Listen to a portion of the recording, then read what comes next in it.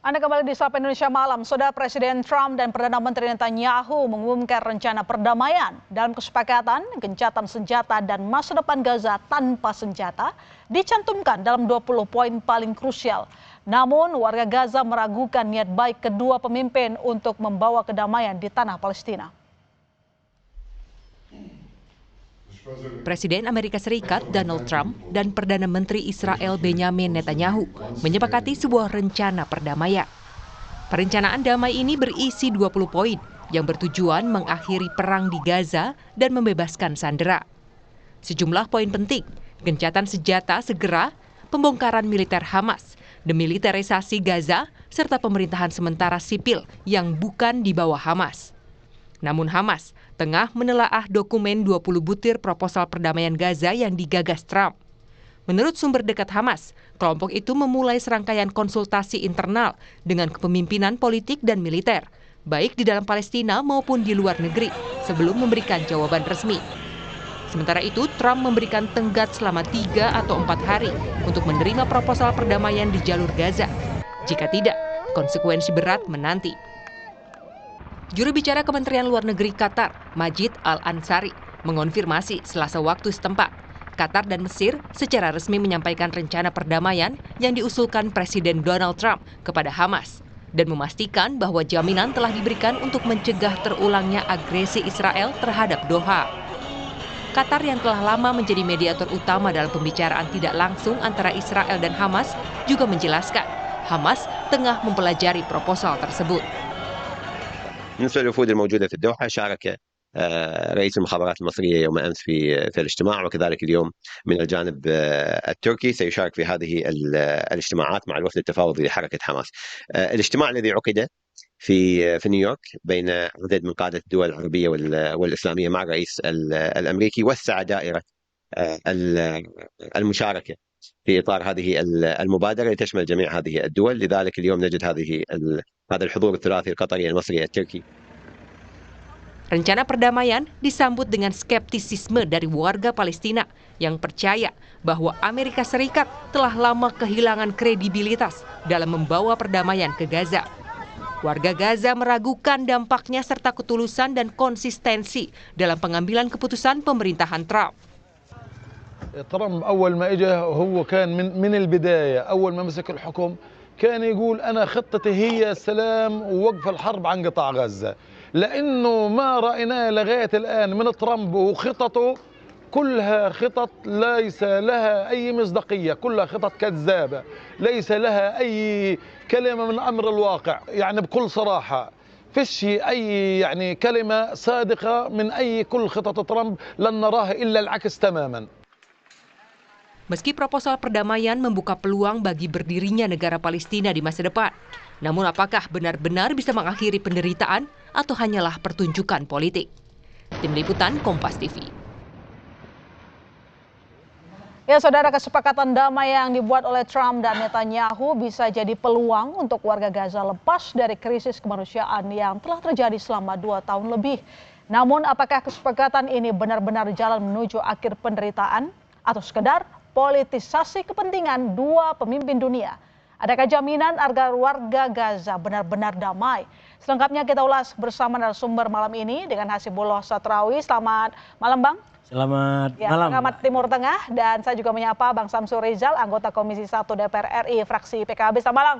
Selamat malam. Assalamualaikum. Ya, saya langsung ke Bang Hasbi dulu, Bang. Ya. Banyak kesepakatan damai sebelumnya yang sudah disuarakan, terutama oleh Trump, dan saat itu sepakat dengan Netanyahu. Yang kali ini, apa bedanya? Benarkah Trump tulus?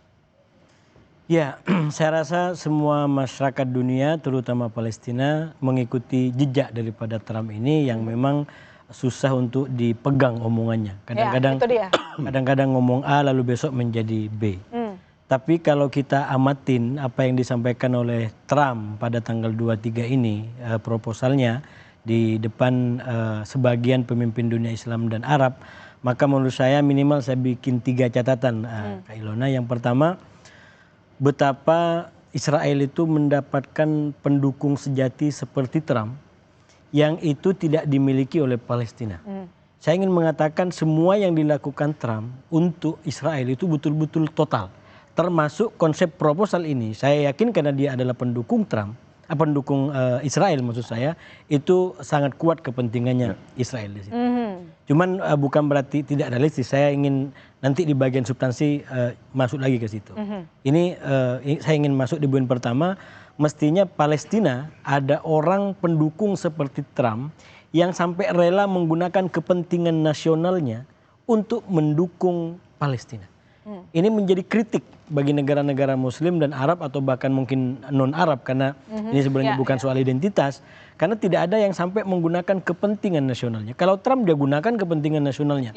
Bahkan presiden yang demo itu udah langsung dicabut visanya karena dianggap bela Israel. Itu contoh-contoh nyata bagaimana dia backup total Israel ini.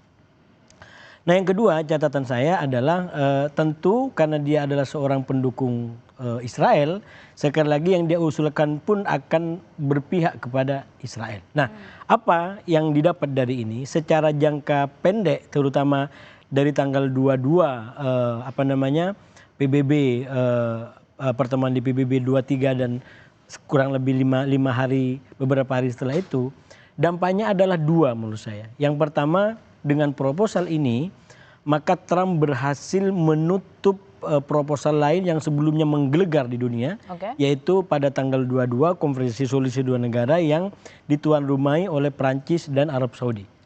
Itu kalau kita ikutin, saya mengikuti konferensi itu kurang lebih 3 jam sampai 17 menit. Dari sini jam kita jam 2 sampai kurang lebih pagi, itu luar biasa. Bagaimana pimpinan negara dari banyak negara menyampaikan dukungannya kepada solusi dua negara, bahkan mengecam Israel. Tapi begitu besoknya 23 disampaikan ini, sampai hari ini dunia tidak lagi bicara tentang forum di PBB pada tanggal 22, tapi bicara tentang apa yang disampaikan Trump pada tanggal 2. Kalau saya potong, artinya Trump serius kali ini dan tulus, tapi tulusnya itu lebih berat sebelah untuk membela kepentingan Israel. Sudah pasti, itu catatan saya yang ketiga. Karena itu cara membacanya saya melihat apa yang disampaikan oleh Trump ini paling jauh menurut saya. Paling jauh itu adalah komposisinya 60-40. 60 untuk kepentingan Israel, 40 untuk kepentingan Palestina. Malah bisa mundur lagi 70-30. 70 untuk kepentingan Israel, 30 untuk kepentingan Palestina. Sedikit bukan berarti ini nggak bagus. Karena sekali lagi dalam suasana kemanusiaan seperti ini, peluang seperti apapun tragedi ini bisa diakhiri itu akan baik. Jadi kalau saya singkat ini artinya memang ada harapan bahwa akan terjadi perdamaian. Saya ke Dang Ical. Sebenarnya posisi kita bagaimana sejauh ini? Apakah ini sebuah kemajuan atau justru kemunduran untuk perjuangan kemerdekaan bagi Palestina? Kalau saya secara pribadi melihat dan dalam kacamata diplomasi ini gula-gula. Gula-gula? Iya, gula-gula dan ini lebih banyak bikin sengsara, lebih banyak bikin rontok gigi. Manisnya sebentar, tetapi akibatnya panjang. Kenapa? Karena proposal ini proposal yang tidak mengakomodasi pihak-pihak yang berkepentingan. Proposal yang mengabaikan aspek yang paling fundamental dalam perjanjian damai, yaitu pertama pihak-pihak yang bertikai. Sementara kita tahu kalau Mahmud Abbas itu bukan hanya sekadar presiden Palestina yang menguasai semuanya. Ini Palestina bukan negara yang diakui satu pemimpinnya, tetapi banyak pemimpin, banyak faksi di dalamnya itu yang demi kepentingan bersama menyerahkan kepada presiden dalam penyelenggaraan pemerintahan sehari-hari. Tetapi faktanya yang menguasai militer itu bukan cuma presiden, ada banyak sayap, ada banyak faksi. Bahkan kemarin di konferensi perjanjian Beijing itu dari 16-an faksi itu 14 sudah bertanda tangan. Justru itu yang lebih menguasai de facto-nya. Secara administrasi memang presiden Palestina. Jadi dari 20 poin itu tidak satu pun yang mungkin menggugah kita bahwa ini untuk kemerdekaan Palestina. Iya, ini kalau Pak Hasib bilang tadi itu 60-40. Saya bilang ini 50-50 tetapi 70-30. Kalau di Makassar itu ada istilah kita itu 50-50. Ya kita bagi-bagi, kita bagi tetapi bukan bagi proporsional. Bagi itu hanya sekadar lip service itu 50-50, tetapi faktanya itu bisa jadi 80-20. Yang penting jangan menjadi 50-50, yang penting adil ya. Padahal 70-30, di mana adilnya? Jadi Anda sendiri sebenarnya tidak yakin dengan apa yang disampaikan oleh Trump bahwa akan ada perdamaian. Ini sama saja dengan janji-janji sebelumnya mengatakan waktu itu di Juli, masih ingat kan? Di mana dia mengatakan akan ada gencatan senjata yang disepakati oleh Netanyahu, tapi kemudian baru diomongin langsung menyerang Qatar. Artinya Betul. tidak ada konsistensi. Menurut Anda yang ini konsisten atau tidak? Nggak mungkin konsisten. Nggak mungkin. Nggak mungkin konsisten selama tidak melibatkan semua pihak yang bertikai. Semua pihak yang terlibat. Iya. Karena yang terlibat ini yang di proposal Trump itu yang selalu mengikuti Abraham Accord itu bahwa hanya presiden atau pihak yang secara internasional diakui. Dan itu legitimasinya itu adalah presiden Palestina. Nah itu mungkin akan kelihatan dari luar bahwa ini sudahlah antar dua negara inilah. Ini two-state solution. Sudah cocok lah ini. Tetapi faktanya di lapangan adalah bukan cuma itu yang berkuasa. Tetapi banyak yang memegang hal-hal yang lebih substansial. Dalam hal ini adalah yang pegang senjata. Benar. Bang Sebenarnya kalau saya lanjut Bang Samsudin silakan. tadi ya, kalau kita baca poin demi poin dan peta dukungan, justru proposal ini didukung oleh kekuatan-kekuatan utama di Timur Tengah bahkan di dunia Islam. Iya. Minimalnya G8 Islam itu yang atau dunia Arab dan Islam itu termasuk Mahmud Abbas. Mahmud Abbas sudah menyatakan kami mendukung karena kita harus jeli baca perkembangan satu demi satu. Mahmud Abbas ini adalah orang yang sekarang hampir tidak diakui oleh kekuatan-kekuatan Timur Tengah maupun global. Israel nggak mau percaya sama dia, kemudian Hamas sudah pasti nggak percaya sama dia, Arab juga. Jadi kalau gitu ke kami aja untuk ngambil data itu. Nah, maksud saya kalau kita bedah substansinya, kenapa 70-30? Sebenarnya walaupun ini tidak ideal, tetap ini sebuah harapan dan peluang yang mestinya bisa dimanfaatkan oleh kita. Kenapa? Satu, kalau kita bedah. Ini 70-30 karena yang dapat banyak untung adalah Israel. Misalkan belum apa-apa, itu sudah meminta agar Hamas menyerahkan senjata. Ini belum tentu berdiri Palestina, senjata sudah harus diserahkan. Jadi itu keberpihakannya kepada Israel. Nah, tapi sekali lagi juga peluang, karena di sini ada peluang bahwa kalau sudah situasinya mendukung solusi dua negara antara Israel dengan Palestina, apalagi ada jaminan bahwa Israel tidak akan menganeksasi Gaza dan tepi barat, ini menjadi peluang menghidupkan Palestina merdeka. Jadi walaupun 30, tetap ada peluang menjadi sebuah solusi permanen bagi dua negara. Solusi permanen, apa yang bisa dilakukan oleh Indonesia, kontribusinya seperti apa? Nanti dijawab Bang dan juga Daeng. Kami segera kembali saudara, tetap di Sapa Indonesia Malam.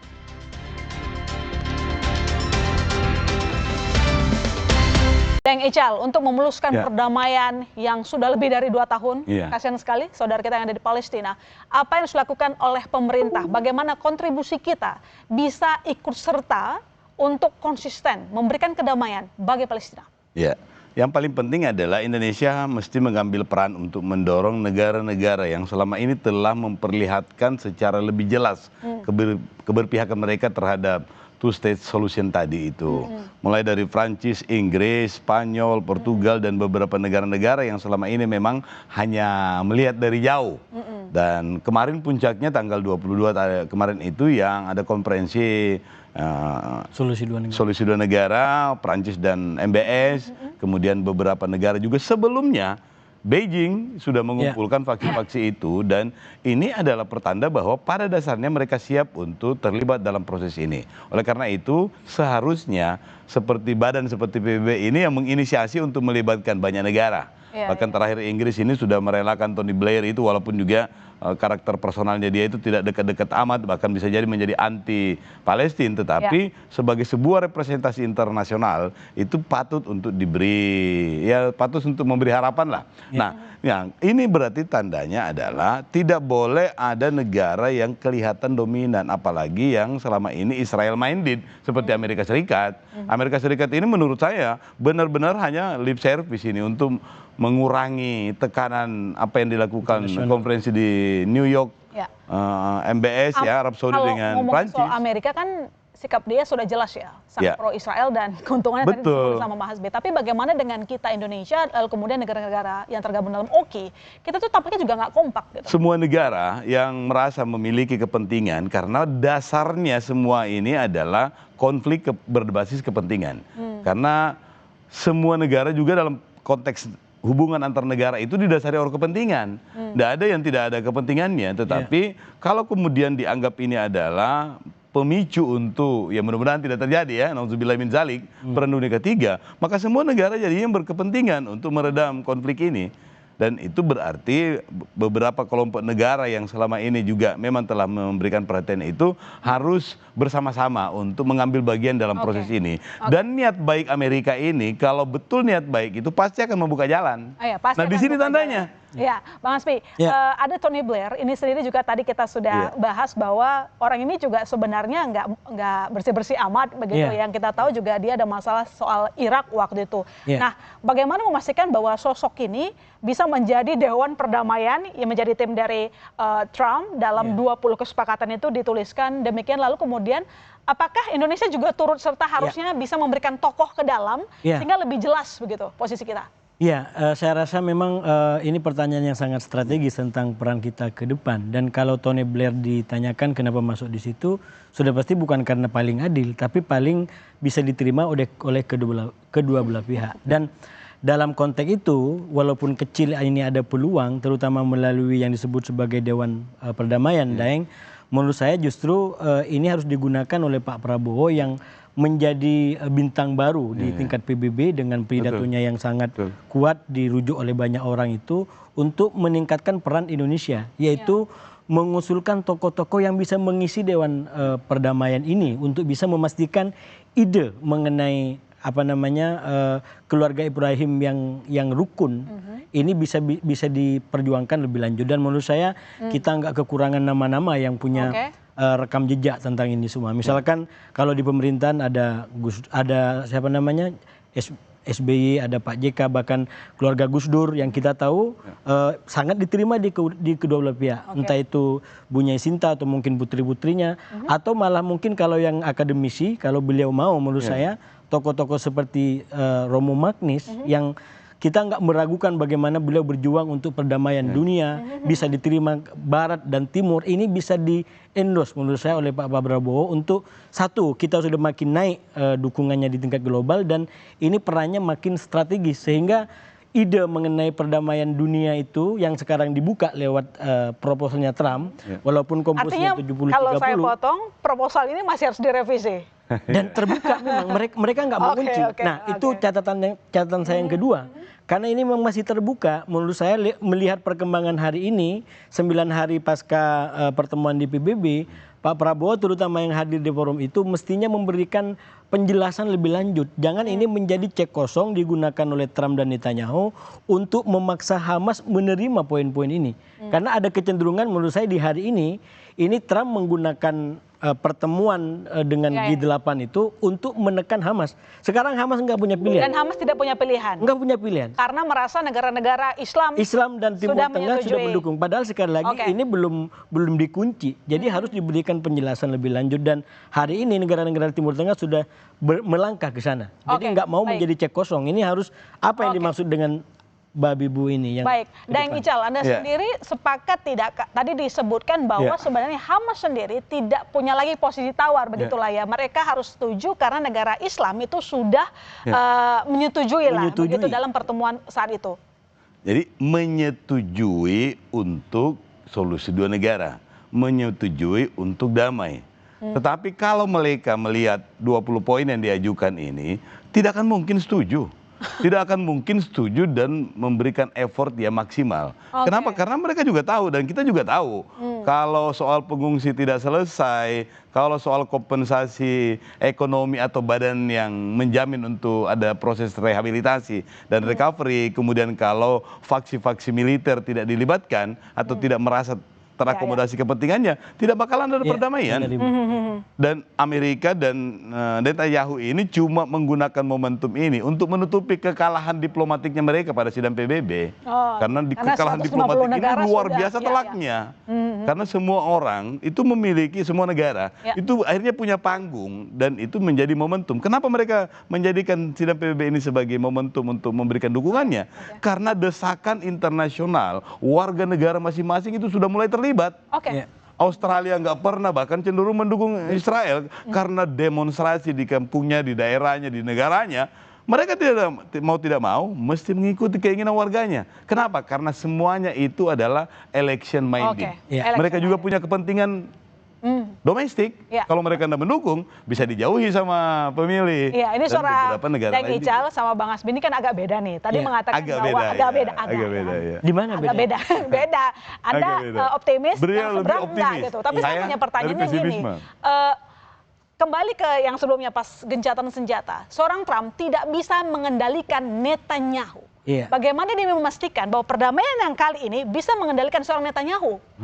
Saya ingin sampaikan begini, 3 pihak ini, katakanlah Trump, lalu kemudian Netanyahu, bahkan pimpinan Hamas, ini punya karakter yang mirip-mirip. Ini pejudi kelas berat dalam pengertian tidak mau terlihat lemah di hadapan lawan. Sekarang posisinya adalah Netanyahu menggertak Hamas sekeras-kerasnya. Kalau sampai enggak setuju dengan proposal ini, jangankan sampai menolak, ngasih catatan saja, artinya Anda memang menerima untuk diserang lebih parah lagi. Itu seakan-akan begitu. Padahal pada waktu yang bersamaan Netanyahu sangat sadar, kita tahu kalau ini betul-betul diambil, maka Netanyahu pun bisa ambruk pemerintahannya. Karena orang-orang kanan di belakang tidak mau terjadi yang namanya solusi damai. Mereka maunya adalah aneksasi total, Gaza diambil, tepi barat diambil, dan hanya ada namanya Israel. Tapi sekali lagi ini cara orang untuk berstrategi.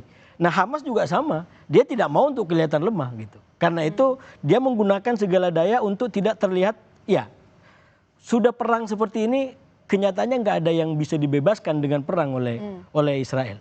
Semua sandera dibebaskan dengan perundingan. Nah, ini yang dipertahankan gitu. Nah, oleh karena itu menurut saya selalu sampaikan sebenarnya lewat solusi 2 negara itu yang dimainkan oleh Prancis dan Arab Saudi, itu membuat panggung baru. Bahwa selain perang itu menuju kemerdekaan Palestina ada jalan lain, yaitu lewat pengakuan terhadap 2 negara ini. Cuman sekarang dengan proposal Trump menurut saya itu peluang terbuka semuanya, dan tidak pada tempatnya kita menggugurkan satu sama lain. Lebih baik kita dorong bagaimana peluang yang ada ini bisa mewujud walaupun kecil untuk perdamaian kedua belah pihak. Deng Ical, menurut Anda sendiri, kenapa seorang Netanyahu akhirnya mau melakukan perdamaian kalau syarat-syaratnya tadi 20 poin itu diaminkan oleh Hamas? Yang kita tahu juga faktanya dia mau melakukan perdamaian setelah menyerang habis-habisan Gaza, lalu kemudian kita lihat contoh saja wilayah tepi barat sudah habis diambil oleh Israel. Yang pertama, ambil nafas, karena tren saat ini tidak menguntungkan Israel, sehingga ada momentum-momentum yang dikreasi. Nah, itu yang pertama. Yang ini minta tolong lagi sama abangnya, sama pendukungnya, sama pendukung pelindung. Yang kedua adalah proposal ini akan sangat bergantung pada apa yang terjadi malam hari ini, dengan berbagai misi damai, ratusan misi kemanusiaan dan perahu yang mewakili negara-negara tertentu ini, dan beberapa negara juga sudah mengikutkan angkatan perangnya, dan ini adalah momentum yang bisa menjadi momentum yang positif untuk perdamaian itu, bisa jadi juga momentum negatif. Menurut saya PBB yang harusnya mengambil inisiatif. Kalau bukan PBB, maka PBB itu menginisiasi untuk membentuk barisan negara-negara yang mengambil bagian. Tidak boleh Amerika menjadi satu-satunya. Boleh dominan, silakan. Tetapi harus memberikan peluang kepada negara-negara lain untuk ikut dalam dewan ini. Sehingga dewan ini walaupun juga inisiatornya adalah Amerika misalnya, tidak masalah. Karena siapapun inisiatornya kalau niatnya baik, tidak apa-apa. Tetapi ada peluang. Sekali lagi, ada peluang. Selalu ada peluang damai di situ. Dan peluang damai ini mesti komitmen ini diperlihatkan dengan membuka ruang bagi Inggris, Prancis, Indonesia, Beijing misalnya untuk ikut juga di dalam situ, sehingga proporsi ini akan jangan ada yang terlalu mendominasi. Semua harus punya suara yang tepat. Sehingga panggung ini diisi oleh panggung perwakilan dari negara manapun. Terima kasih Deng Ical, terima kasih Bang Hasbi telah bergabung di Sapa Indonesia Malam. Harapan kita bersama jangan ada lagi yang tidak tepat janji. Amin.